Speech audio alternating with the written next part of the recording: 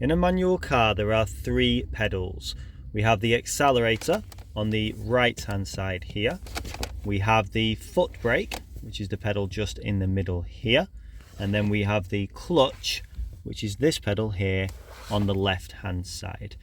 You can either remember it by remembering A, B, C from right to left, like so. Or if you know anything about some text language, you can remember C, B, A.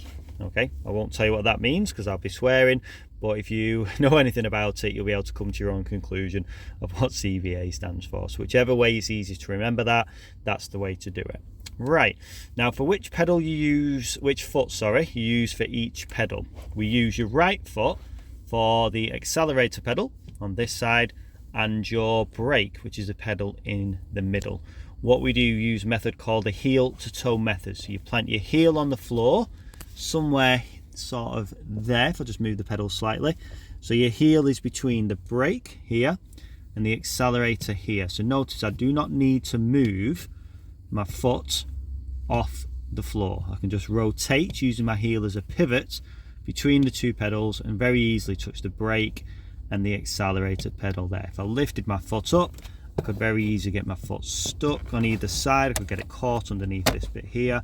I could slip off the pedals quite easily like that as well.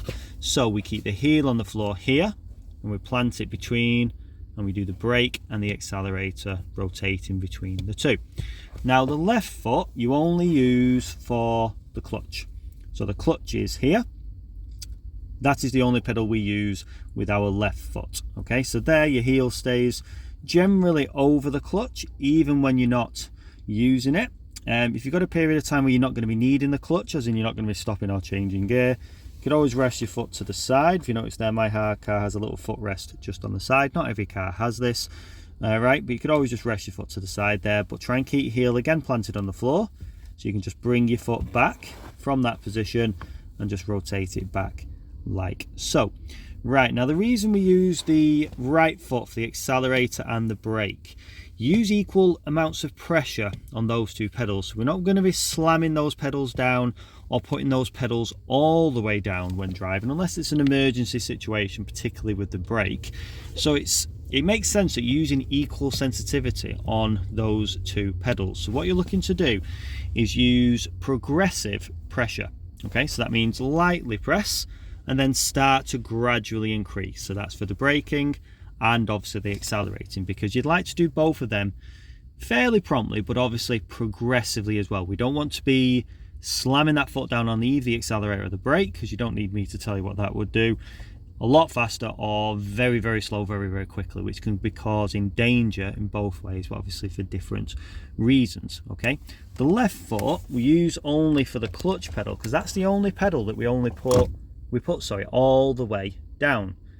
Okay, we come smoothly off when driving, but you can put it all the way down and then we lift smoothly off as we're lifting the clutch. Okay, so that's the reason we use the left foot only for the clutch. It wouldn't make sense if you tried to use your left foot, say, for the clutch and the brake, because what you do with muscle memory is your foot would be used to going all the way down on the clutch like so when you are changing gears and or stopping, and then your left foot would want to do the same with the brake. It'd go too firm like that. Now that would probably give you a little bit of whiplash as you're trying to brake. So if you use your right foot for the brake and the accelerator, it's equal pressure that you're using on those two pedals. So it's sort of progressive, steady pressure on those two. So your right foot essentially with muscle memory is used to doing a very similar thing with both those two pedals. Now, which part of your foot you must make sure is on the pedals is the ball of your foot. So we don't want your toes on the pedals like so, because very easily, if you're trying to use your pedals, they're very easy to slip off. So if you're just using sort of the toe bit there, but you also don't want to have your foot too high up on the pedals, which is like this, because this is where, if you look here, your foot can get sort of stuck underneath these little footwells here. So you don't want it too high like that, because your feet can get. So what you need basically is the ball of your foot, which is this part of your foot here. So not your toe and not the low bit, which is somewhere down here. The ball of your foot, which is somewhere here, which rests nicely on top of the pedals there. If I just move my foot to the side there, you can see just the ball of my foot there, heel there on the floor, and I can just sort of rotate between the two like so. So my foot's not too high that I'm getting it caught under here, and it's not too low like this where I keep slipping off. Okay.